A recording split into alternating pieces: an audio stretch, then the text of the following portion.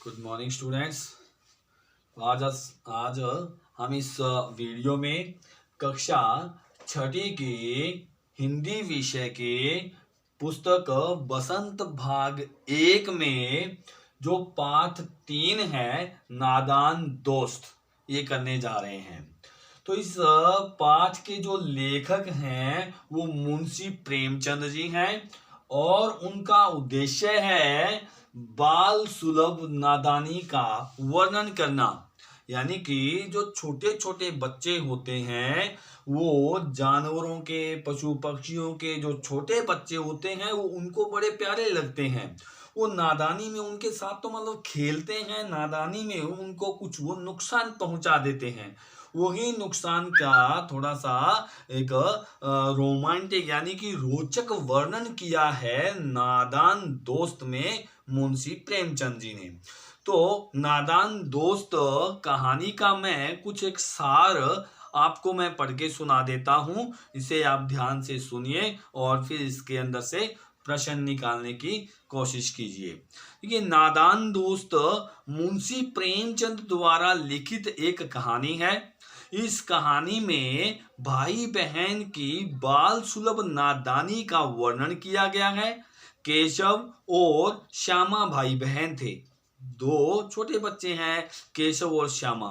उनके घर की छत की दीवार की कंगनी यानी कार्निस पर चिड़िया ने अंडे दिए थे। दोनों भाई बहन प्रतिदिन प्रातः आंखें मलते हुए कॉर्निस के सामने पहुंच जाते और चिड़ा एवं चिड़िया दोनों को देखते रहते।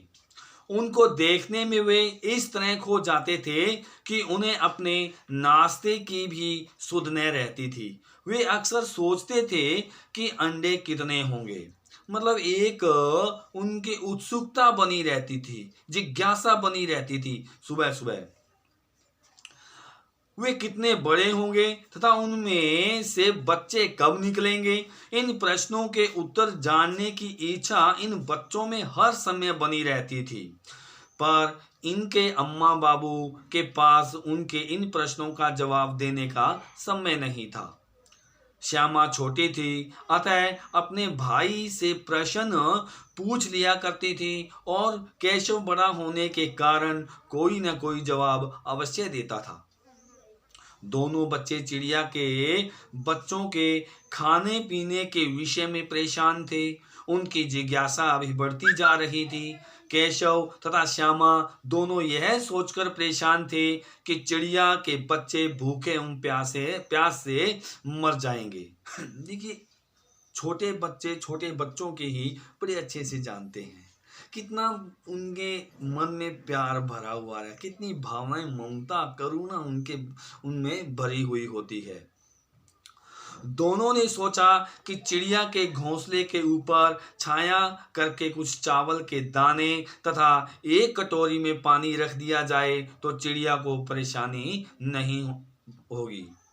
अब देखो, अब छोटे छोटे बच्चे हैं, कितनी बड़ी सोच है कि उन बच्चों को किसी प्रकार की परेशानी ना हो।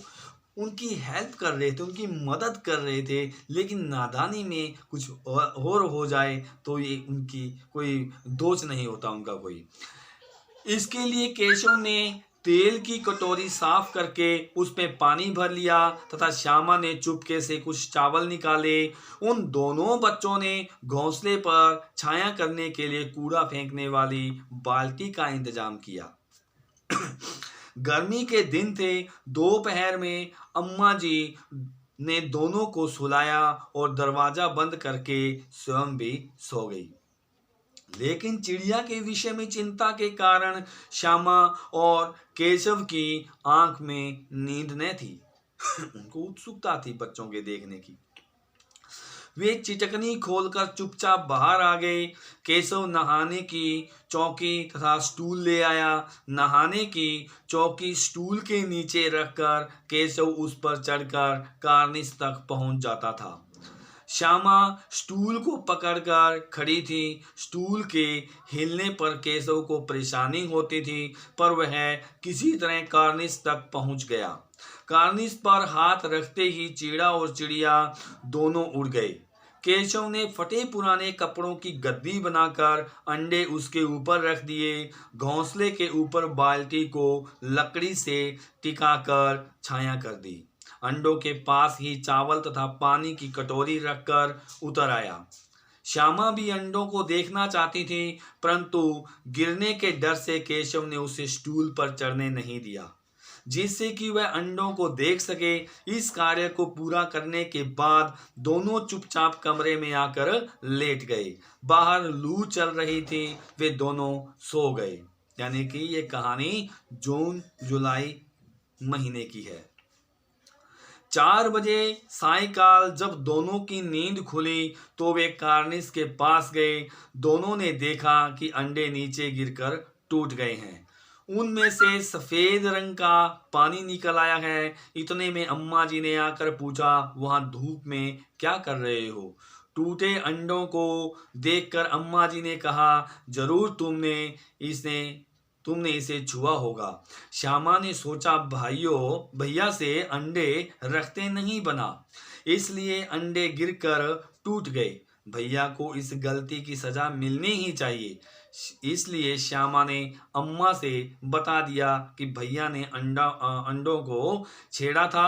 अम्मा ने बताया कि छूने से चिड़िया के अंडे गंदे हो जाते हैं और फिर चिड़िया उन्हें नहीं सहती का मतलब स्वीकार नहीं करती।